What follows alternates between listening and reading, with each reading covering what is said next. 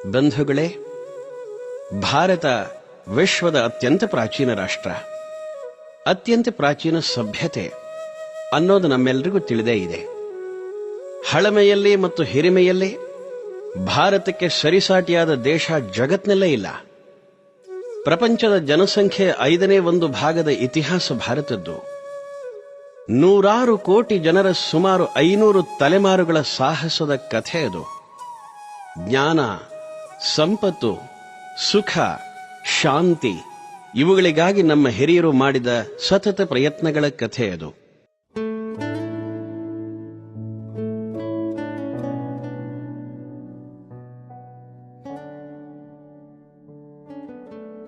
ಭಾರತದ ನೈಜ ಇತಿಹಾಸವನ್ನು, ಸಂಸ್ಕೃತಿ ಪರಂಪರೆಯನ್ನು ಭಾರತೀಯರಿಗೆ ಮತ್ತೆ ನೆನಪಿಸಿ ಜಾಗೃತಿಯನ್ನು ಉಂಟುಮಾಡಿ ಒಟ್ಟಾರೆಯಾಗಿ ಭಾರತೀಯ ಜೀವನ ಮೌಲ್ಯಗಳನ್ನು ಜನಮನದಲ್ಲಿ ಬೇರೂರಿಸುವ ಸಾಹಿತ್ಯ ನಿರ್ಮಾಣ ಮತ್ತು ಪ್ರಸಾರದ ಧ್ಯೇಯದೊಡನೆ ರಾಷ್ಟ್ರೋತ್ಥಾನ ಸಾಹಿತ್ಯವು 1965ರಲ್ಲಿ ಪ್ರಾರಂಭವಾಯಿತು.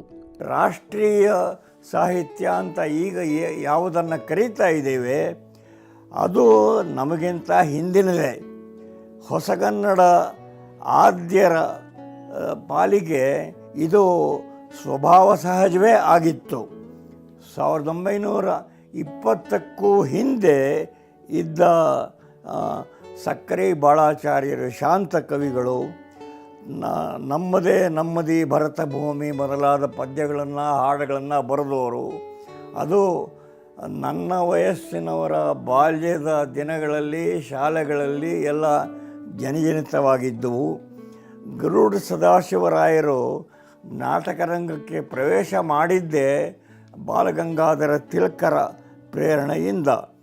ಇನ್ನು ಚ ವಾಸುದೇವಯ್ಯ ಅವರು ಬರೆದ ಆರ್ಯಕೀರ್ತಿ, ಛತ್ರಪತಿ ಶಿವಾಜಿ, ಆಮೇಲಿಂದ ಗಳಗನಾಥರು ಬರೆದ ರಾಣಾ ರಾಜಸಿಂಹ, ಶಿವಪ್ರಭುವಿನ ಪುಣ್ಯ, ಇಂಥ ಕೃತಿಗಳು ಇವೆಲ್ಲ ರಾಷ್ಟ್ರೀಯ ಸಾಹಿತ್ಯವೇ. ಬಂಕಿಮಚಂದ್ರರ ಕಾದಂಬರಿಗಳನ್ನು ಕನ್ನಡ ಓದುಗರಿಗೆ ಲಭ್ಯ ಮಾಡಿದ ಬಿ ವೆಂಕಟಾಚಾರ್ಯರ ಕೊಡುಗೆಯಂತೂ ಜನಜನಿತವೇ ಆಗಿದೆ. ಇನ್ನು ಮುದುವೀಡು ಕೃಷ್ಣರಾಯರು, ಕೆರೂರು ವಾಸುದೇವಾಚಾರ್ಯರು ಮೊದಲಾದವರು ರಾಷ್ಟ್ರ ಜಾಗರಣಕ್ಕೋಸ್ಕರವೇ ಪತ್ರಿಕೆಗಳನ್ನು ನಡೆಸಿದರು. ಶುಭೋದಯ, ಕರ್ನಾಟಕ ವೃತ್ತ ಇತ್ಯಾದಿ. ಆಲೂರು ವೆಂಕಟರಾಯರು ಕರ್ನಾಟಕದ ಗತವೈಭವದ ಚಿತ್ರವನ್ನು ಕಣ್ಣಿಗೆ ಕಟ್ಟುವ ಹಾಗೆ ನಿಲ್ಲಿಸುವುದೇ ಅಲ್ಲದೆ ಉದ್ದಕ್ಕೂ ಭಾರತ ನಿಷ್ಠೆಯ ಸಂದೇಶವನ್ನು ಕೂಡ ಸಾರ್ತಾ ಬಂದರು. ಆದರೆ ಅದೇಕೋ ಸ್ವಾತಂತ್ರ್ಯೋತ್ತರ ವರ್ಷಗಳಲ್ಲಿ ಆ ಪ್ರಖರತೆ ಉಳಿಲಿಲ್ಲ. ಹಿಂದೆ ಸಾರ್ವತ್ರಿಕವಾಗಿದ್ದ ರಾಷ್ಟ್ರಕ ಪ್ರಜ್ಞೆ ಆದ್ಯತೆಯನ್ನು ಕಳ್ಕೊಂಡಿತ್ತು. ಹಿಂದಿನ ವಾರಸಿಕೆಯೊಡನೆ ಅನುಸ್ಯೂತ ಸಂಬಂಧ ಇದ್ದ DVG, ಶಿವರಾಮ ಕಾರಂತರು, ಕುವೆಂಪು ಮೊದಲಾದವರಲ್ಲಿ ಅಂಥ ಅದೇ ನಿಷ್ಠೆ ಮುಂದುವರೆದಿತ್ತು. ಕಯ್ಯಾರ ಕಿಞ್ಞಣ್ಣರೈ ಸ್ವಾತಂತ್ರ್ಯದ ತಾತ್ವಿಕ ಅಧಿಷ್ಠಾನವನ್ನು ಸತತವಾಗಿ ಪ್ರತಿಪಾದನೆ ಮಾಡಿಕೊಂಡು ಬಂದಿದ್ದರು. ಆದರೆ ರಾಷ್ಟ್ರಪ್ರಜ್ಞೆ ಇದ್ದರೆ ಮಾತ್ರ ಉಳಿದ ಎಲ್ಲ ಜೀವನ ಮೌಲ್ಯಗಳು ಅರ್ಥವಂತ ಆಗುತ್ತವೆ ಅನ್ನುವ ಆಧಾರ ತಥ್ಯ ಸಾಮಾಜಿಕ ಸ್ತರದಲ್ಲಿ ಮಸಕಾಗಿಬಿಟ್ಟಿತ್ತು. ಈ ಹಿನ್ನೆಲೆಯನ್ನು ಸೂಚಿಸ್ತಾ ಇರೋದಕ್ಕೆ ಒಂದು ಕಾರಣ ಇದೆ. ಒಂದು ಪರಂಪರೆಯನ್ನು ಕಳ್ಕೊಳ್ಳೋದು ಸುಲಭ, ಆದರೆ ಅದರ ಪುನರುಜ್ಜೀವನಕ್ಕೆ ತುಂಬ ಅಗಾಧವಾದ ಪ್ರಯತ್ನ ಬೇಕಾಗುತ್ತೆ. ರಾಷ್ಟ್ರೋತ್ಥಾನ ಪರಿಷತ್ತು ತನ್ನ ಸಾಹಿತ್ಯದ ಚಟುವಟಿಕೆಗಳನ್ನು ಆರಂಭಿಸುವುದಕ್ಕೆ ರಾಷ್ಟ್ರೀಯ ಸಾಹಿತ್ಯದ ವಾರಸಿಕೆಯನ್ನು ತನ್ನ ಹೆಗಲಿಗೆ ತೆಗೆದುಕೊಂಡು ಮುಂದುವರಿಸಬೇಕು ಅನ್ನುವುದು ಪ್ರಮುಖ ಕಾರಣವಾಗಿ ನಮಗೆ ಕಂಡುಬರುತ್ತೆ. ರಾಷ್ಟ್ರೀಯ ಸಾಹಿತ್ಯದ ಜೊತೆಯಲ್ಲಿ ಭಾರತೀಯ ಪರಂಪರೆ, ಸಂಸ್ಕೃತಿ, ಧರ್ಮ, ಜೀವನ ವಿಧಾನ ಇವುಗಳನ್ನು ಮತ್ತೆ ಜನರಿಗೆ ಪರಿಚಯಿಸಬೇಕಾದ ಸಂದರ್ಭವನ್ನು ರಾಷ್ಟ್ರೋತ್ಥಾನ ಸಾಹಿತ್ಯ ಗುರುತಿಸಿ ಆ ನಿಟ್ಟಿನಲ್ಲಿ ನಿರಂತರವಾಗಿ ತನ್ನ ಪ್ರಕಟಣೆಗಳನ್ನು ತರ್ತಾ ಬಂದಿದೆ. ರಾಷ್ಟ್ರೋತ್ಥಾನ ಸಾಹಿತ್ಯದಿಂದ ಪ್ರಕಟವಾದ ಮೊದಲ ಪುಸ್ತಕ ರಣವೀಳ್ಯ. ಈ ಪುಸ್ತಕದಲ್ಲಿ ಯುದ್ಧಗಳಲ್ಲಿ ಮಡಿದ ಯೋಧರ ಘಟನೆಗಳನ್ನು ಆರಿಸಿಕೊಂಡು ಲೇಖನಗಳನ್ನು ಬರೆಯಲಾಗಿದೆ. ಹಲವಾರು ಜನ ಯುವ ಲೇಖಕರು ಇದರಲ್ಲಿ ಬರೆದಿದ್ದಾರೆ. ರಣವೀಳ್ಯ ಅನ್ನತಕ್ಕಂಥದ್ದು ರಾಷ್ಟ್ರೋತ್ಥಾನ ಸಾಹಿತ್ಯದ ಮೊದಲನೇ ಪುಸ್ತಕ ಅಂತ ಹೇಳ್ಬೋದು. ಅದಾದ ನಂತರ ಇತಿಹಾಸ, ಸಂಸ್ಕೃತಿ, ಸಾಹಿತ್ಯ, ಆರೋಗ್ಯ, ವ್ಯಕ್ತಿಚಿತ್ರ, ಜೀವನ ಚರಿತ್ರೆ, ಆರ್ಥಿಕತೆ, ಪರಿಸರ, ವಿಜ್ಞಾನ, ಗಣಿತ, ವ್ಯಕ್ತಿತ್ವ ವಿಕಾಸ ಹೀಗೆ 10 ಹಲವು ವಿಷಯಗಳಿಗೆ ಸಂಬಂಧಿಸಿದಂತೆ ಕನ್ನಡ ಮತ್ತು ಇಂಗ್ಲಿಷ್ ಭಾಷೆಗಳಲ್ಲಿ ಪುಸ್ತಕಗಳು ನಿರಂತರವಾಗಿ ಪ್ರಕಟವಾಗತೊಡಗಿದವು. ಯುಗಾವತಾರ, ಅಜೇಯ, ಅದಮ್ಯ, ಕೋಲ್ಮಿಂಚು, ನಿಗೂಢ ಭಾರತದಲ್ಲೊಂದು ಹುಡುಕಾಟ, ಶತಮಾನದ ತಿರುವಿನಲ್ಲಿ ಭಾರತ, ಭಾರತದಲ್ಲಿ ಸಮಾಜ ಕಾರ್ಯ, ಸಾಮಾಜಿಕ ಕ್ರಾಂತಿ ಸೂರ್ಯ ಡಾ ಬಾಬಾ ಸಾಹೇಬ್ ಅಂಬೇಡ್ಕರ್, ಸ್ವಾತಂತ್ರ್ಯ ಮಹಾಸಂಗ್ರಾಮ 1857, ಮನಸೆ ರಿಲ್ಯಾಕ್ಸ್ ಪ್ಲೀಸ್, ಭಾರತೀಯ ಕ್ಷಾತ್ರ ಪರಂಪರೆ ಮುಂತಾದ ಹಲವು ಮೌಲ್ಯಯುತ ಪುಸ್ತಕಗಳು ರಾಷ್ಟ್ರೋತ್ಥಾನ ಸಾಹಿತ್ಯದಿಂದ ಪ್ರಕಟಗೊಂಡು ಓದುಗರನ್ನು ತಲುಪಿದವು.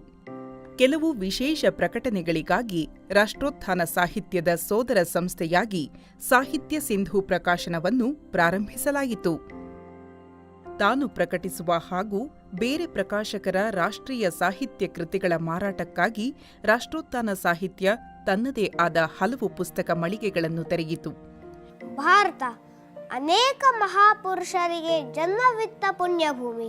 ವೇದಕಾಲದಿಂದ ಹಿಡಿದು ಇಂದಿನ ತನಕ ಈ ದೇಶದಲ್ಲಿ ಅನೇಕ ಮಂದಿ ಋಷಿಗಳು ಸಾಧು ಸಂತರು ಆಗಿ ಹೋಗಿದ್ದಾರೆ. ಮಕ್ಕಳ ಸಾಹಿತ್ಯ ಲೋಕದಲ್ಲಿ ಹೊಸ ಶಕೆ ಪ್ರಾರಂಭಿಸಿದ ಕೀರ್ತಿ ರಾಷ್ಟ್ರೋತ್ಥಾನ ಸಾಹಿತ್ಯದ ಭಾರತ ಭಾರತಿ ಪುಸ್ತಕ ಸಂಪದಕ್ಕೆ ಸಲ್ಲುತ್ತದೆ. ಈ ಮಾಲಿಕೆಯಲ್ಲಿ ಕಾಶ್ಮೀರದಿಂದ ಕನ್ಯಾಕುಮಾರಿಯವರೆಗೆ ಎಲ್ಲ ಪ್ರಾಂತ್ಯಗಳಿಗೂ ಸೇರಿದ ರಾಷ್ಟ್ರೀಯ ಮಹಾಪುರುಷರನ್ನು ಕುರಿತು ಪುಸ್ತಕಗಳನ್ನು ಪ್ರಕಟಿಸಲಾಗಿದೆ. ಅಂಗೈ ಅಗಲದ ಈ ಪುಸ್ತಕಗಳು ಬಹುಬೇಗ ಜನಮಾನಸವನ್ನು ತಲುಪಿ ದಾಖಲೆ ಮಾರಾಟ ಕಂಡ ಮಕ್ಕಳ ಸಾಹಿತ್ಯ ಎನ್ನುವ ಹೆಗ್ಗಳಿಕೆಗೆ ಪಾತ್ರವಾದವು. ಈ ಮಾಲಿಕೆಯಲ್ಲಿ ಇದುವರೆಗೆ 600 ಕನ್ನಡ ಪುಸ್ತಕಗಳು ಪ್ರಕಟವಾಗಿದ್ದು, ಅವುಗಳಲ್ಲಿ 200ಕ್ಕೂ ಹೆಚ್ಚು ಶೀರ್ಷಿಕೆಗಳನ್ನು ಇಂಗ್ಲಿಷ್ಗೆ ಅನುವಾದ ಮಾಡಲಾಗಿದೆ.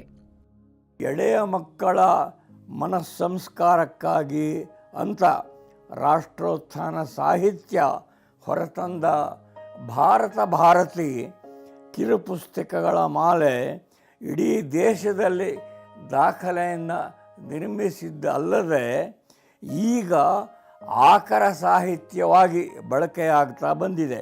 ಇನ್ನು ಈಚಿನ ವರ್ಷಗಳಲ್ಲಿ ಹಿಂದಿ, ಮರಾಠಿ, ತಮಿಳು, ತೆಲುಗು ಮೊದಲಾದ ಅನ್ಯ ಭಾಷೆಗಳಲ್ಲೂ ಕೂಡ ಭಾರತ ಭಾರತಿ ವ್ಯಾಪಕ ಪ್ರಸಾರವನ್ನು ಪಡೆದಿದೆ. ರಾಷ್ಟ್ರೋತ್ಥಾನ ಪರಿಷತ್ತಿನ ಪರಿಚಯ ಇಲ್ಲದೆಯವರೆಗೂ ಕೂಡ ಭಾರತ ಭಾರತಿ ಪುಸ್ತಕಗಳ ಪರಿಚಯ ಇದ್ದೇ ಇರುತ್ತೆ. ರಾಷ್ಟ್ರೋತ್ಥಾನ ಸಾಹಿತ್ಯ, ಸಾಹಿತ್ಯ ಸಿಂಧು ಪ್ರಕಾಶನ ಹಾಗೂ ಭಾರತ ಭಾರತಿ ಪುಸ್ತಕ ಸಂಪದಗಳ ಮೂಲಕ ಇದುವರೆಗೆ ಸುಮಾರು 1100ಕ್ಕೂ ಅಧಿಕ ಪ್ರಕಟಣೆಗಳು ಹೊರಬಂದಿವೆ. ಭಾರತ ಭಾರತಿ ಪುಸ್ತಕ ಸಂಪದದ ಪ್ರಕಟಣೆಗಳು ಇದುವರೆಗೆ ಸುಮಾರು 2 ಕೋಟಿಗೂ ಹೆಚ್ಚಿನ ಸಂಖ್ಯೆಯಲ್ಲಿ ಮಾರಾಟವಾಗಿ ಐತಿಹಾಸಿಕ ದಾಖಲೆ ಸೃಷ್ಟಿಯಾಗಿದೆ. ರಾಷ್ಟ್ರೋತ್ಥಾನ ಸಾಹಿತ್ಯದ ಮತ್ತೊಂದು ಪ್ರಮುಖ ಕೊಡುಗೆಯೆಂದರೆ ಉತ್ಥಾನ ಮಾಸಪತ್ರಿಕೆ. ಭಾರತೀಯತೆಯ ಆದರ್ಶವನ್ನು ಎತ್ತಿ ಹಿಡಿಯುವ ಮೂಲ ಧ್ಯೇಯದೊಡನೆ ಆರಂಭಗೊಂಡ ಉತ್ಥಾನ ಮಾಸಪತ್ರಿಕೆಯು ಬಹುಬೇಗ ಕನ್ನಡ ಸಾರಸ್ವತ ಲೋಕದಲ್ಲಿ ತನ್ನ ಛಾಪನ್ನು ಮೂಡಿಸಿ ಸದಭಿರುಚಿಯ ಮಾಸಪತ್ರಿಕೆಯಾಗಿ ಅಪಾರ ಜನಮನ್ನಣೆ ಪಡೆದಿದೆ. ಸಾಮಾನ್ಯ 40 ವರ್ಷಗಳಿಂದಲೂ ರಾಷ್ಟ್ರೋತ್ಥಾನದ ಸಾಹಿತ್ಯವನ್ನು ಓದ್ತಾ ಬರ್ತಾ ಇದ್ದೀನಿ. ಭಾಳ ಹಿಂದೆಯೇ ದೀನದಯಾಳ್ ಉಪಾಧ್ಯಾಯರು ಬರೆದಂತಹ ಚಂದ್ರಗುಪ್ತ ಮೌರ್ಯನನ್ನು ಕುರಿತಾದ ಯವನ ವಿಜೇತ ಚಂದ್ರಗುಪ್ತ ಅನ್ನುವ ಕೃತಿಯಿಂದ ನಾನು ರಾಷ್ಟ್ರೋತ್ಥಾನದ ಸಾಹಿತ್ಯವನ್ನು ಓದುವುದಕ್ಕೆ ತೊಡಗಿದ್ದು. ನಮ್ಮ ಸ್ವರ್ಗೀಯ ವಿದ್ಯಾನಂದ ಶೆಣೈಯವರ ಭಾರತ ದರ್ಶನ, ಒಂದು ವಿಶಿಷ್ಟವಾದ ಕೃತಿ. ಅದು ಕೂಡ ರಾಷ್ಟ್ರೋತ್ಥಾನ ಅನ್ನುವ ಕಲ್ಪವೃಕ್ಷದ ಫಲ, ಸತ್ಫಲ. ಇಲ್ಲಿ ಭಾರತೀಯ ಸಾಂಸ್ಕೃತಿಕವಾದ ಐಕಮತ್ಯ ಎಂಥದ್ದಾಗಿದೆ ಎನ್ನುವುದನ್ನು ಭೌಗೋಳಿಕವಾದ ರೂಪದಿಂದ ತೋರ್ಪಡಿಸಿಕೊಡ್ತಾರೆ. ಅಲ್ಲಿ ತುಂಬ ಅದ್ಭುತವಾದ ಆಧ್ಯಾತ್ಮಿಕ ಸಂವೇದನೆ ಕೂಡ ಕಾಣಿಸುತ್ತದೆ. ಇಲ್ಲಿಯ 12 ಜ್ಯೋತಿರ್ಲಿಂಗಗಳಿರ್ಬೋದು, ಅಥವಾ 51 ಶಕ್ತಿಪೀಠಗಳು, ಇಲ್ಲವೇ ಸಪ್ತ ಕುಲಾಚಲಗಳಿರ್ಬೋದು, ಸಪ್ತ ಸಿಂಧುಗಳಿರ್ಬೋದು, ಮೊದಲಾದ ಅನೇಕ ರೂಪಗಳಿಂದ, ಅನೇಕ ದೃಷ್ಟಿಗಳಿಂದ ಹೇಗೆ ಭಾರತೀಯ ಸಂಸ್ಕೃತಿ ಅನ್ನುವುದು ಒಂದು ಅಖಂಡ ರಾಷ್ಟ್ರ ನಿರ್ಮಾಣಕ್ಕೆ ಬೇಕಿರುವ ಸಮಗ್ರ ಸಾಮಗ್ರಿಯನ್ನು ಕೊಟ್ಟಿದೆ ಅನ್ನುವುದನ್ನು ಹೇಳ್ತಾ ಹೋಗುತ್ತದೆ. ಇಂಥ ಎಷ್ಟೋ ಬರವಣಿಗೆಗಳನ್ನು ರಾಷ್ಟ್ರೋತ್ಥಾನ ತಂದು ಕೊಡ್ತಾ ಇದೆ.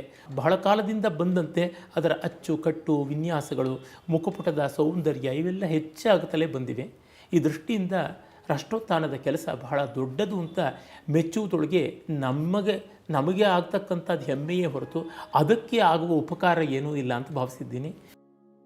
ರಾಷ್ಟ್ರೋತ್ಥಾನ ಸಾಹಿತ್ಯದ ಮುದ್ರಣ ಸಂಬಂಧಿತ ಅವಶ್ಯಕತೆಗಳ ಪೂರೈಕೆಗಾಗಿ ರಾಷ್ಟ್ರೋತ್ಥಾನ ಮುದ್ರಣಾಲಯವು 1967ರಲ್ಲಿ ಸ್ಥಾಪನೆಯಾಯಿತು. ಎಲ್ಲ ಪಠ್ಯಪುಸ್ತಕಗಳನ್ನು, ವಿಶೇಷವಾಗಿ ಇತಿಹಾಸವನ್ನು ಒಂದು ರೀತಿ ಪುನರ್ನಿರ್ಮಾಣ ಮಾಡಬೇಕಾಗಿದೆ. ಅದಕ್ಕೆ ಆಧಾರ ಇನ್ನೇನೂ ಇಲ್ಲ, ಸತ್ಯವೇ ಆಧಾರ, ದಾಖಲೆಗಳೇ ಆಧಾರ, ಪುರಾವೆಗಳೇ ಆಧಾರ. ಈ ಕೆಲಸವನ್ನು ನಮ್ಮ ವಾಯ್ಸ್ ಆಫ್ ಇಂಡಿಯಾ ಸರಣಿ ಮಾಡಿದೆ. ಕನ್ನಡದಲ್ಲಿ ರಾಷ್ಟ್ರೋತ್ಥಾನ ಸಾಹಿತ್ಯದ ಒಂದು ಆಶ್ರಯದಲ್ಲಿ ಕಳೆದ 12 ವರ್ಷಗಳಲ್ಲಿ 17 ಪುಸ್ತಕಗಳು ಬಂದಿವೆ. ಈ ಸರಣಿನಲ್ಲಿ ಏನು ಕೃತಿಗಳಿದೆಯೋ ಇದು ಎಲ್ಲ ಕನ್ನಡಿಗರ ಗಮನಕ್ಕೆ ಬರ್ತಾ ಇದೆ, ಇನ್ನೂ ಬರಬೇಕು, ಹೆಚ್ಚಿನ ಇವರು ಓದಬೇಕು. ಈ ಒಂದು ಸತ್ಯದ ಒಂದು ಆಖ್ಯಾನಗಳು ಜನರ ಒಂದು ಪಾಲಿಗೆ ಸೇರಬೇಕು, ಜನರ ಮಡಿಲಿಗೆ ಸೇರಬೇಕು, ಎಲ್ಲರೂ ಓದಬೇಕು ಹಾಗೆ ಅನ್ನೋದನ್ನು ನಾನಿಲ್ಲಿ ಹೇಳೋದಕ್ಕೆ ಇಷ್ಟಪಡ್ತೀನಿ. ರಾಷ್ಟ್ರೋತ್ಥಾನ ಸಾಹಿತ್ಯದ ಹಲವು ಪ್ರಕಟಣೆಗಳಿಗೆ ಕರ್ನಾಟಕ ಸಾಹಿತ್ಯ ಅಕಾಡೆಮಿಯ ಬಹುಮಾನಗಳು ದೊರೆತಿವೆ. ಉತ್ಕರ್ಷ ಪಥ ಕೃತಿಗೆ ಸಿದ್ದವನಹಳ್ಳಿ ಕೃಷ್ಣ ಶರ್ಮಾ ಸ್ಮಾರಕ ಗ್ರಂಥ ಪುರಸ್ಕಾರ ಹಾಗೂ ಸಾಮಾಜಿಕ ಕ್ರಾಂತಿ ಸೂರ್ಯ ಡಾ. ಬಾಬಾ ಸಾಹೇಬ್ ಅಂಬೇಡ್ಕರ್ ಕೃತಿಗೆ ಉತ್ಕೃಷ್ಟ ಅನುವಾದಕ್ಕಾಗಿ ಕುವೆಂಪು ಭಾಷಾ ಭಾರತಿಯ ಪುರಸ್ಕಾರ ದೊರೆತಿದೆ. ರಾಷ್ಟ್ರೋತ್ಥಾನ ಸಾಹಿತ್ಯದ ಇದುವರೆಗಿನ ಕಾರ್ಯವನ್ನು ಪರಿಗಣಿಸಿ ಕನ್ನಡ ಸಾಹಿತ್ಯ ಪರಿಷತ್ತು ಅಂಕಿತ ದತ್ತಿ ಪುರಸ್ಕಾರವನ್ನು ನೀಡಿದೆ. ಕನ್ನಡ ಪುಸ್ತಕ ಪ್ರಾಧಿಕಾರವು 2022ನೇ ಸಾಲಿನಲ್ಲಿ ಅತ್ಯುತ್ತಮ ಪ್ರಕಾಶನ ಪುರಸ್ಕಾರವನ್ನು ಘೋಷಿಸಿದೆ. ಈ ಎಲ್ಲ ಅಂಕಿ ಅಂಶಗಳು ಒಂದು ಕಡೆಯಾದರೆ, ರಾಷ್ಟ್ರೋತ್ಥಾನ ಸಾಹಿತ್ಯದ ನಿಜವಾದ ಯಶಸ್ಸು ಕಳೆದ 5.5 ದಶಕಗಳಲ್ಲಿ ಲಕ್ಷಾಂತರ ಓದುಗರ ಮನೋಭಾವವನ್ನು ಬದಲಿಸಿ ಅವರಲ್ಲಿ ರಾಷ್ಟ್ರೀಯ ಜಾಗರಣವನ್ನು ಉಂಟುಮಾಡಿದ್ದು, ವರ್ತಮಾನದಲ್ಲಿ ನಾವು ಅದನ್ನು ಎಲ್ಲ ಕಡೆಗಳಲ್ಲೂ ಸ್ಪಷ್ಟವಾಗಿ ಕಾಣುತ್ತಿದ್ದೇವೆ.